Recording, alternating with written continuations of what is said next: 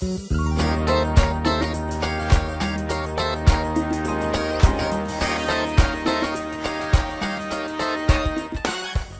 and thanks for joining us on the Peet and Reet Show. I'm Pete. This is Reet. And we're so looking forward to the show today. I'm so excited about it. We've got Patrick Whyte with us here from Conspiracy Culture, and a great, amazing place. So much so much information you have. I just look forward to it. Controlling the mind, supernatural, conspiracies about Kennedy, the occult, 9/11. It goes Illuminati. on and on, Yeah, right? And you know what? He rubs shoulders with some of the kingpins in this. Oh, conspiracy. yeah.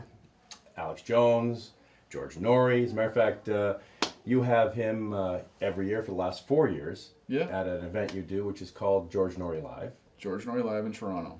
And tell us a little bit about that. Sure. In 2012, we decided that if the world was really going to come to the end as per the Mayan prophecy, we needed to step up the game and bring in some heavy hitters. So over the course of 6 months, my partner and my wife, Kadina, and I decided to approach George, see if he was interested in coming to Toronto and basically do a live stage version of his radio program. So we brought George, and the first two guests, I believe, were Stanton Friedman, who is a ufologist, and also Michael Cremo, who is known as the Forbidden Archaeologist.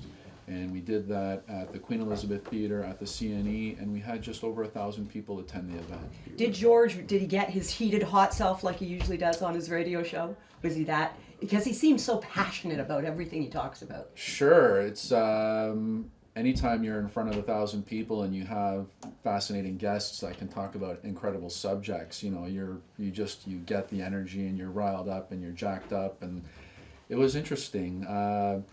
Maybe a little bit more relaxed just because I guess he was on a vacation, you know, a nice trip to Toronto, but still it was, you know, a few hours worth of really solid information. Now you're at 1344 Bloor Street in Toronto. Tell us a little bit about the store. Yeah, so for the first 8 years of our business, we were in Parkdale, which was at Queen and Roncesvalles. Lease expired and we decided to switch it up a little bit. So now we're at 1344 Bloor West, like you said, just near Lansdowne Station. It's a boutique-y kind of shop, just enough space to hold our product, and it's great. I mean, we've got direction from all four sides. We're a 2-minute walk from the Bloor line, the subway line, right across the street from a big value village. So we've got people walking by. The pedestrian foot traffic is great. 2 doors, our neighbors 2 doors over. It's an organic apiary bee honey shop. Nice. So you know. And so what are we going to find in the store? Well, we carry all sorts of interesting books, magazines, and DVDs relating to all sorts of subjects and topics which are typically void in your mainstream corporate controlled bookshops. We also carry clothing, some t-shirts, some hoodies, some hats. We also carry some alternative health products which are specific to our shop. Not sold anywhere else in the city. And also we produce, like you were saying, the George Noory events, we produce pretty regular events. In the 10 years that we've been in business, I would say at least 85 events that we've put on. Amazing. Wow. So we're talking about alternative information, and I mean that's a lot to take on, right? How did you get interested in this? Wow. Well, since I was a kid, it's just fascinated with everything unusual and bizarre. So, you know, anytime something came on the television relating to like the Bigfoot or whatever. Bigfoot, Bermuda Triangle, aliens, you know, anything like that, ghosts, hauntings, I was just right in front of the TV, fascinated. My uncle would give me these little, I don't know if you guys know Fate magazine. It was almost like a Reader's Digest, but everything more relating to the paranormal and the unusual. So I'd be reading through those, ordering things through mail order. You know, as a kid, I had a pretty elaborate VHS collection of like just really interesting things. And over the years, it kept growing, it kept growing, it kept growing. And then on, you know, it sounds a little bit cliche and corny, but on the morning of September 11th, 2001, you know, watching everything unfold that day really propelled my interests to the next level. And it went immediately overnight from being just sort of like a side hobby to just a full-out passion. I mean, I was just sleeping, eating. You wanted the knowledge, learn. Just really hungry for it, because everything that I was hearing in the news was just so contrary to what my gut and my instincts were telling me, Yeah. and what just seemed logical, you know. So it was just, ultimately, I lost the job that I had at the time as a result of spending way too much time on the internet, looking at websites, reading, watching videos, trying to familiarize myself with certain topics, which at the time were just so foreign to me. You know, things that terms I had never heard in school, never heard my friends talking about, never heard discussed at the dinner table. And it was just, it was so energizing and so, like it felt like it gave me life. And it just became like, I needed to share this with people. I needed to create an outlet for me to give this information that I was uncovering for myself. Not like I'm finding this for the first time, but, you know, a way to share this with people. And from that point, we just started working towards the shop. Now he thinks 42% faster than we do. So this show's probably already done for him. He's gone home. Yeah, what does that mean? It's basically, diagnosed with Asperger's syndrome. Typically, the Asperger mind races at about 42% faster than the average person. So I don't use that as any sort of like claim to any special powers or anything, but I'm just saying on average. Sounds good to me, though. Well, don't race away from us, because No. we're so looking forward to having more of Patrick Whyte here on the Peet and Reet Show. And we are talking conspiracy today on the Peet and Reet Show. And Patrick Whyte we haven't even got into it yet, but we've got to get into it. But before we get into it, I got to talk about an experience that he had when he was younger, when he was 19 years old. An experience I've also had myself, folks. Went up to Shouldice, which is world renowned for doing hernia surgeries. Okay. And you, That's a little off topic, but all right. yeah, you walk in wide awake. You have a little bit of drugs, which didn't work on me, and then lay on the table, have it done, and then when you get off the table, you walk off. They wheel you upstairs in a wheelchair, and then go, get better, and it hurts. I can't tell you how much it hurts. I mean, this is how you walk. You can't laugh, cough, cry, sniff through your nose. You can't do anything. So we're talking nuts here. Oh yeah, yeah, we are. It's a nutty topic, folks. So you had one of your first experiences at Shouldice. Sure. 19 years old, tore the nut lifting heavy hydraulic and pneumatic torque motors and pumps, working with my dad, and decided to go to Shouldice just because of their reputation. And everybody gets admitted on the Tuesday, surgery on the Wednesday, and you're pretty much in bed till late Thursday night, early Friday morning. So the next morning, I'm looking out my door and I see this elderly gentleman, probably 65, 70 years old, just walking through the hallway like... Had the surgery the same day as you? Had the surgery Wow. same day as me, and totally unaffected by the surgery. He wasn't doing the Shouldice shuffle. Wasn't doing the Shouldice You're shuffle. thinking, what the heck? Yeah, I mean, I'm 19. I'm at the peak of my physical fitness, and I couldn't even lift myself out of bed if I wanted to. So, a couple days later, when I ran into the guy in the hallway, asked him, "What's going on? How you doing this?" So he explained that he had traveled to Shouldice all the way from Malaysia, and that he was a Reiki master, and that he had ultimately performed Reiki on himself and had healed himself. Wow. And what is Reiki? So Reiki is a form of energy work where people without, it's not hands-on, they're basically doing things above the body, working with your energy field with their own. So, at the time I had known nothing about it. It was a completely new idea. So, for someone to make me feel as comfortable as that at a time when I was in that much pain, sure, why not? Let's give it a try. And lo and behold, 5 minutes later, he had me laying down, doing his thing. And when I came to, he asked me how I was feeling. And it was almost like a separation of mind and body. Like the overwhelming sense of peace and tranquility. It was almost like a numbing of the body. Mm-hmm. So the pain was gone. The pain was completely gone. I wouldn't have even known that I had a hernia, let alone the surgery. And That is amazing. just the joy feeling that I had, just the tears just started pouring out of both eyes. And a little bit freaked out and taken aback by the whole situation. 19, trying to make sense of everything in the world, let alone this crazy experience that just happened. Went outside to have a smoke to try to calm myself. And first drag of the cigarette, like a shooting pain just punched me in the gut, and had to ring a buzzer to have someone come out with a wheelchair, bring me back to my room, and ran into the same guy later that night, asked him, what happened. He's like, well, I just did all this positive work with your body and your energy, and then you go outside and you gulp down 30,000 plus toxic chemicals. Yeah. And it just smashed all the work. So Smoking is bad for your health. yes, That's that's what they say. So it was definitely the experience for me that really made me aware of the invisible realm. That it's not just the physical material Pills, that we exist getting cut in. open, physical massage. Sure, the whole typical pharmaceutical, and I mean even Big that. industry. Yeah, even that, like pharmacist, pharmaceutical, pharmacy, like they're all derived from the Greek word pharmakeia, which loosely translates into like black magic and sorcery. Nice. So, what's the difference between a guy in a white lab coat mixing stuff together synthetically in a lab versus witches standing over a cauldron cackling with eye of newt and toe of salamander? Like it's, so that was a real interesting time for me, and I'm glad that I had that experience for sure. Do you still do it now?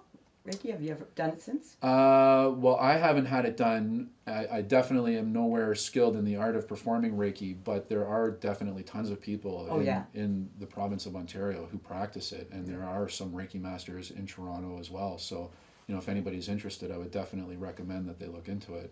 Don't smoke though. No. Cut out the smoking. Sure. We want to hear so much more from you about, so many different questions here on the Peet and Reet Show, so stick around.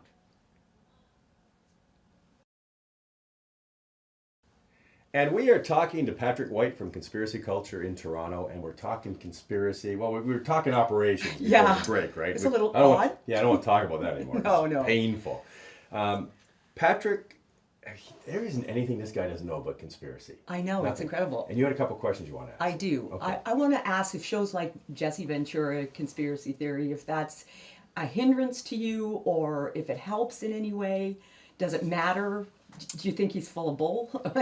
No, I mean, programs like that definitely help generate and create awareness and interest, because they have such a fantastic platform. They've got affiliates, they've got major networks showing their programs. So the audience that gets to hear that type of information is fantastic.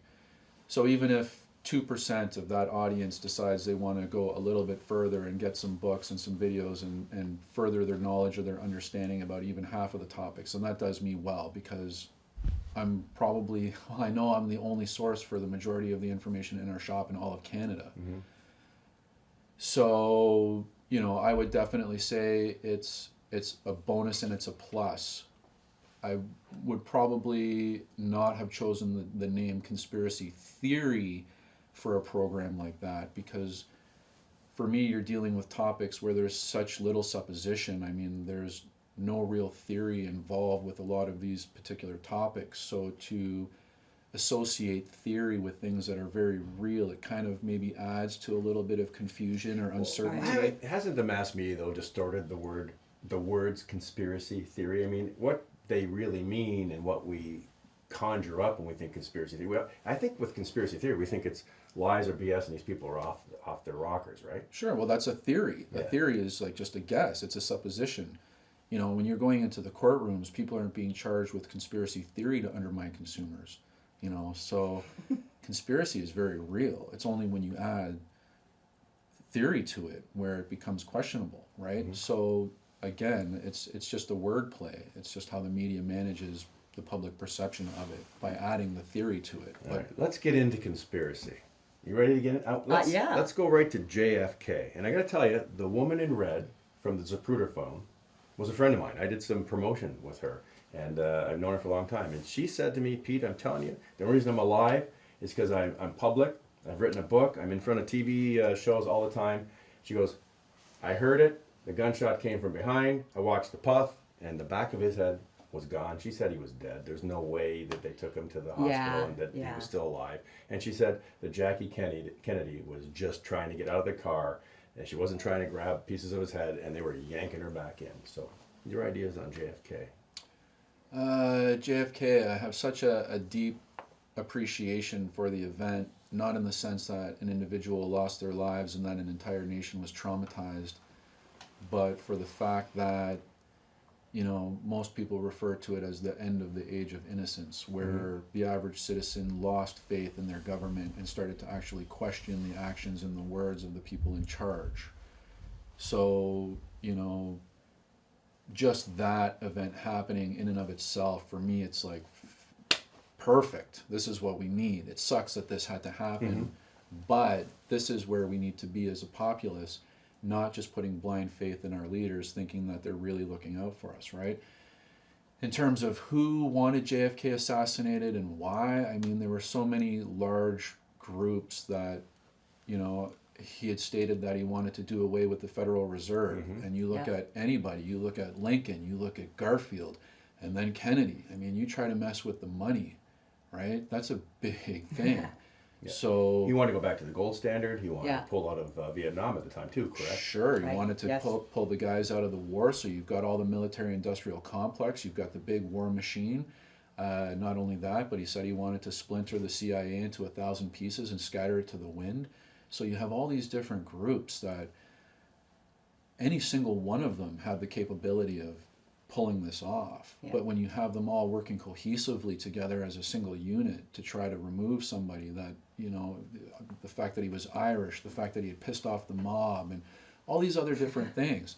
It's The Marilyn Munroe scandal. sure. I mean, it's just it's a torrent of possibilities. And you know, a few years back, we had brought Judith Very Baker to Toronto to launch her book called Me and Lee: How I Came to Know, Love, and Lose Lee Harvey Oswald. She was Lee Harvey Oswald's lover in the last 6 months leading up to the assassination. Wow. She had been over in Turkey since Dallas when she was threatened with her life. They said, leave Dallas or you're going to end up like all these other people that are falling by the wayside. And we had her here in Toronto, and only here for 4 days. And on the last day of her visit, there was glass put in her food at the restaurant. Wow. She had the same meal as like 5 other people at the table, but there was glass shards in her food. She had to go to the hospital, have her stomach pumped, cut up her mouth, cut up her throat. So even after 40 years, and this wasn't even in Dallas, this is in Toronto, when you know information and you're privy to certain things, they don't lose tabs. They are constantly watching. So the fact that she came here and became a media darling, was on all the television, all the newspapers, every radio station, and on the final night of her stay, glass in her food, and there was not even glass of that color in the kitchen. The manager was completely perplexed, like Wow. all sorts of fascinating things. You Well, know, we're going to stop you right there. Sure, and we'll hey. come back with Patrick Whyte from Conspiracy Culture on the Peet and Reet Show. On the Peet and Reet Show, only place to be. And we're back on the Peet and Reet Show with Patrick Whyte from Conspiracy Culture in downtown Toronto. So great having you here. Yeah, You're thanks. so interesting. I want to talk more about the whole Kennedy scandal. Yeah, you know, you got to figure, right? If the government or somebody in the CIA was involved in this, this can never get out, or you've destroyed any faith in government in the world, I would say. So I mean, it's a situation like, let's take 9/11 for example, right?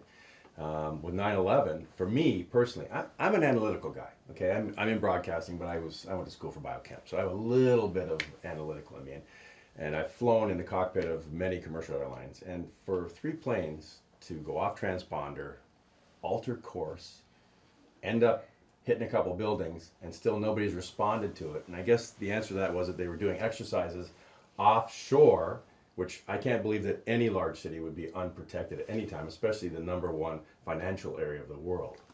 Sure, or even the Pentagon. Yeah, It's that's probably crazy. the most heavily secured airspace on the entire planet. And yet, Nobody was there. sure. So it's, you know, the term false flag comes into play here, where you're wondering, is there government involvement? You know, is it a inside job, so to speak? And like you're saying, for that type of activity to happen where 3 commercial airliners are hijacked, taken completely off course, and the pilots who, according to the people that ran the flight schools where they had trained, said that they could barely maneuver like your basic planes. These guys are pulling off military-style maneuvers. Yeah. And precise accuracy with their targets and whatnot. Yeah, I don't think people understand. If you don't have ground telemetry, which they wouldn't have because they shut everything off, finding those towers is like finding truly a needle in a haystack, especially at that speed, right? It's impossible. And for the basic training that these guys had, I mean, it's absolutely absurd. And then, of course, you know, you've got Tower 7, which wasn't even touched by anything at all, which collapsed also that day at free fall speed. You know, and then magically, when everything's collapsed with all the debris and everything that's going on, they find passports in pristine condition, which immediately tell us who the perpetrators are. And now we've got the pretext for war and to go into Iraq and Afghanistan and do everything that we did, which later on, you know, it's like, it's. And they were saying that the plane hitting that building too, there's no way it would have came down the way it did unless there was bombs planted or something planted inside the building. Sure, and there's the whole group, the architects and engineers for 9/11, led by Richard Gage, which, you know, these are professionals, hundreds of professionals in architecture and engineering that stand 100% by their word that this was 100% in fact a controlled demolition. Yeah. You see squibs, you see all sorts of different things. There's no way that those beams of steel would be melting. It's impossible for jet fuel to burn at a temperature in order to and melt. most of it would have been burnt outside, right? As it hits, that everything's being forced away, so that big fireball would have been a large majority of that fuel, would it not? Sure, and then there was witnesses and people that gave testimony and signed affidavits stating that they were in the lobbies of these buildings when giant explosions were coming off from underneath them. Yeah. And giant panels and slabs of concrete and granite were coming off the walls in lobbies and in atriums and whatnot.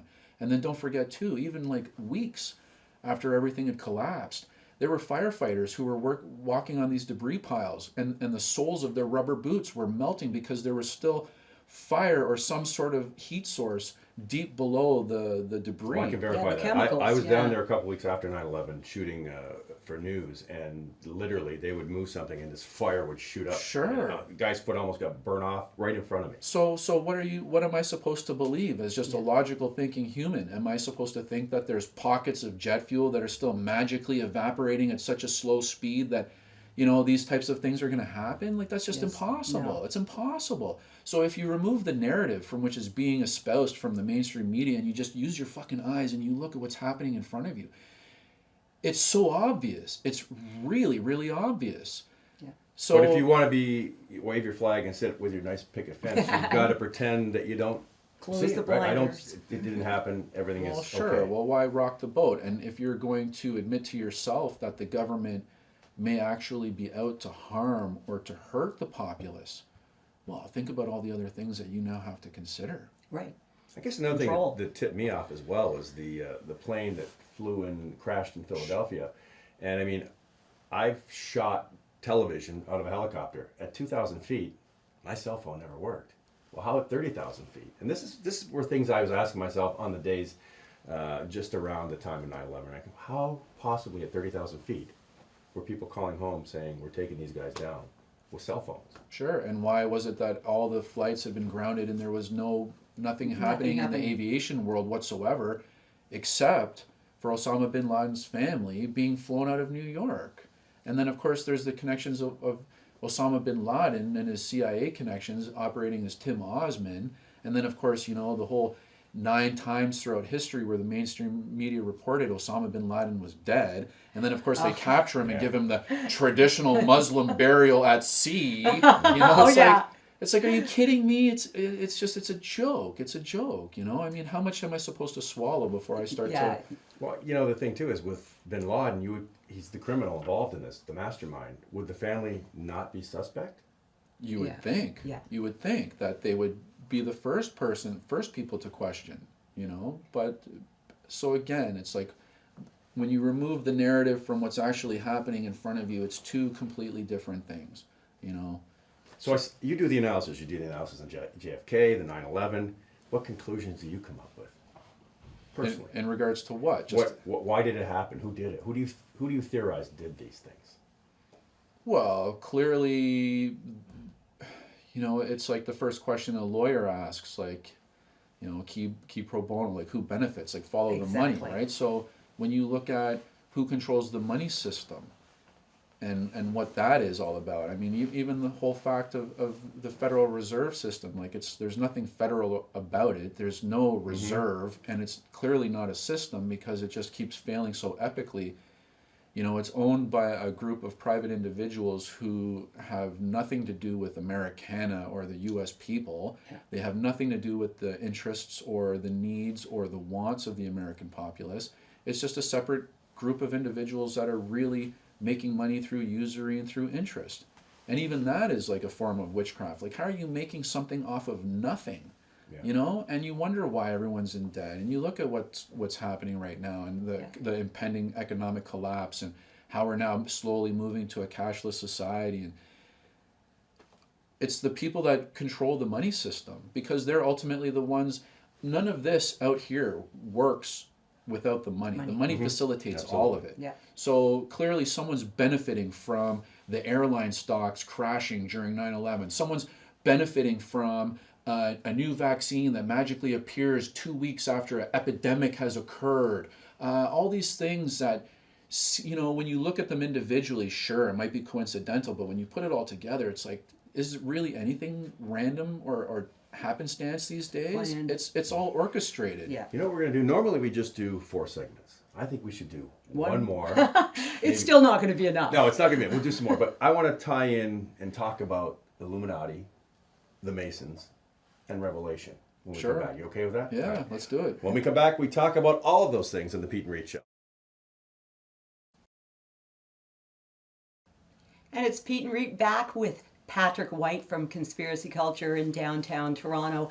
And we're doing an extra segment today because you have so much to talk about and so much to say. I find it so interesting. I think we could do this for a week nonstop. I think we could. But we really want to know about Illuminati and the Masons. But we'll start with Illuminati. What do you think of that? And, like Rhiannon and her whole thing. And, people say she's part of that whole culture. And what do you think? Well, I mean, most people, if you ask 100 people what they think about the Illuminati, you'll probably get 100 different answers. But I think ultimately what most people are trying to articulate when they use that term is a group of individuals who ultimately have leverage and power over most of the society, right? So there's definitely a group of people that do wield power over the most of us. Who they are in particular, it's ultimately a collection of bankers, politicians, royalty, anybody that's, at a certain tier of power or influence or income. In terms of the Masons' involvement, the Freemasons, I guess, are no longer a secret society so much as they are a society with secrets, just because of the sheer interest and whatnot, since, like Dan Brown and his novels and things like that. So over the last decade, there's been a massive influx in terms of people wanting to understand about these types of groups. Who really is at the apex of these groups?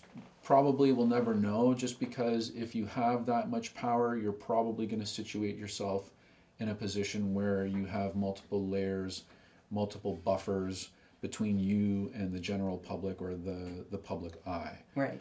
So, when you think about Henry Kissinger, George Soros, and the Rockefellers, and the Mellons, and the Carnegies, and the Malloys, and the Bushes, most people think that these guys are the movers and the shakers, but ultimately, they're no different than a pawn on a chessboard. They're still being managed and maneuvered and massaged by the powers that be, which are above and behind them.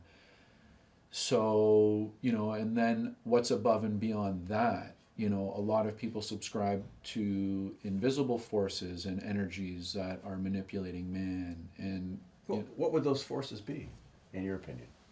Well, or who would it be? Well, I guess you're getting now into the metaphysical stuff, whether, good and evil, right? So you're talking about positive forces or negative forces.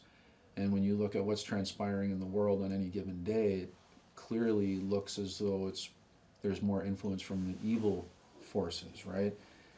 And you see it all throughout pop culture. You see it it's everywhere these days. You're talking about Rihanna and certain musicians, right? It's like if you're talking about good and evil and you refer to scripture and you look at the first time that they talk about Lucifer, you know, he was depicted adorning timbrels and flutes, music, and you've got all these musicians over the time who've talked about selling their soul to the devil, like going right back to Robert Johnson at the Crossroads, saying that he sold his soul to Old Scratch. And then all of a sudden he comes back into the mix and the guy's playing a guitar, you know, making like guys like Jimi Hendrix and Eric Clapton weep in jealousy. It's like, how do these things happen unless there's some sort of influence from something invisible, you know, like he just didn't wake up and through a dream manifest the ability to play the guitar like that. I wish. You know, and then even Bob Dylan being interviewed at one point was asked why he's still continuing on even though he's so tired and all this. And he says, well, I'm just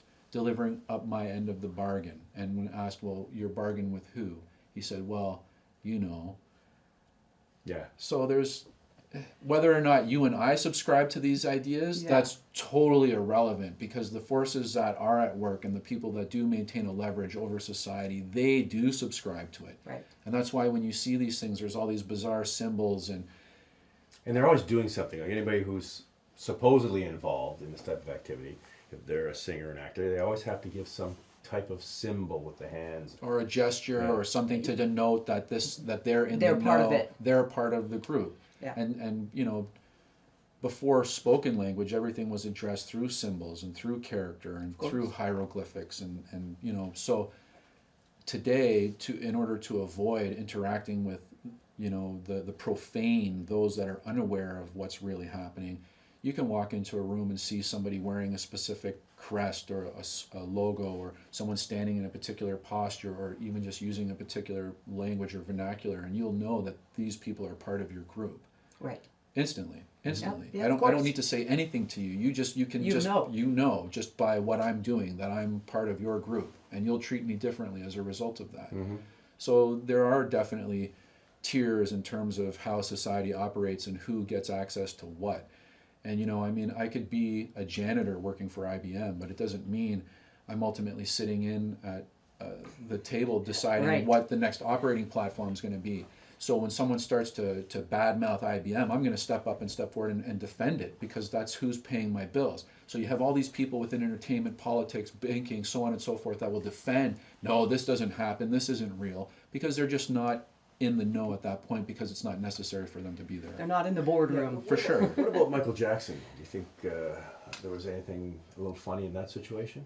Definitely. I think the father was a Mason. There were rumors and speculation of child molestation and sexual abuse.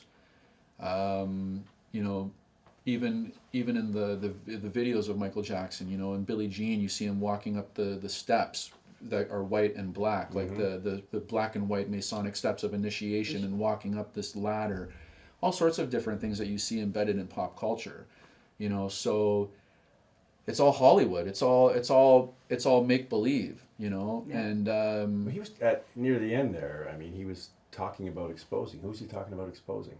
well, he was talking about the people, the powers that be, that were controlling him as a revenue stream, and ultimately, not too shortly thereafter, you know, he comes to an early demise, and there's really weird stuff. I mean, I can get into stuff about Michael Jackson that's just wow. You know, the fact that there were ancient gods, Ptah, like the P was silent, so you pronounce it Ta, and then the other Greek god that was green, Pan, and then Ptah, Pan, Peter Pan wears green.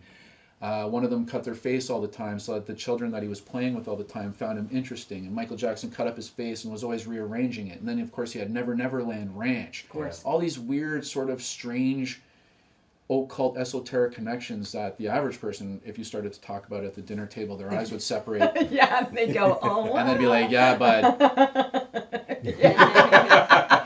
So...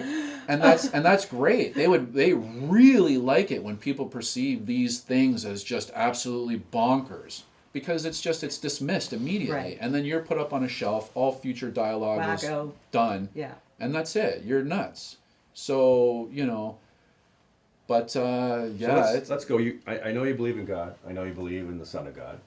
now we talk about revelations. Does all this stuff that we're seeing now, does it tie in to Scripture and Revelation and what's going on? Sure. If you look at what's happening in the Middle East, if you look at what's happening with certain geographical regions and allegiances that are being formed and partnerships that are fomenting, if you look at the wars and the rumors of war, if you look at, Fukushima and all the different things that are going on with the waters and the BP spills, you talk about a third of the waters turning bitter and the sea life dying. I mean, you talk about the mark of the beast in a cashless society. Europe, they're talking about getting rid of the 500. America, they're talking about getting rid of the 100. Here in Canada, we're doing it backwards. We started with the penny. We start little. We're always we start little. Sure. So it's baby steps. You do, when you start to pay attention and you put all these things together, you do see that there's definitely things happening. It's I would for sure say that we're in the end times. So we're in a grooming stage now. Would you say? Would that be fair to say? We're being groomed into very. Actually, I think we're it's always quicker. being groomed. Yeah, we're continuously being groomed. Yeah.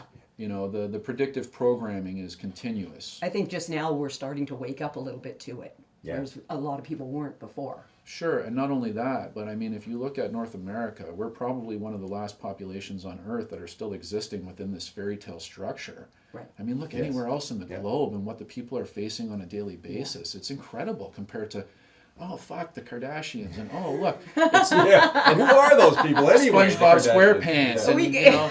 and the Maple Leafs and the hockey games and all this stuff. Don't diss my Leafs. But I mean, it's all good in the sense that as a society, we're still enjoying and having comforts and things like that. But where else on the planet does that really happen? You're It's right. like, Absolutely so right. I think we're the last geographic location that, I think it's stemming from America. The most of the stuff that's happening, America is the conduit through which a lot of this is going on. So it would make sense that they would be the last one to ultimately feel it before everything really happened. And if you look at what's going on with the guns, trying to grab the guns, the social craziness, like the racial tension, the economic tension. You have more Americans on food stamps than ever before. The unemployment rates are higher than they've ever been. You have all these new magical viruses and diseases popping up.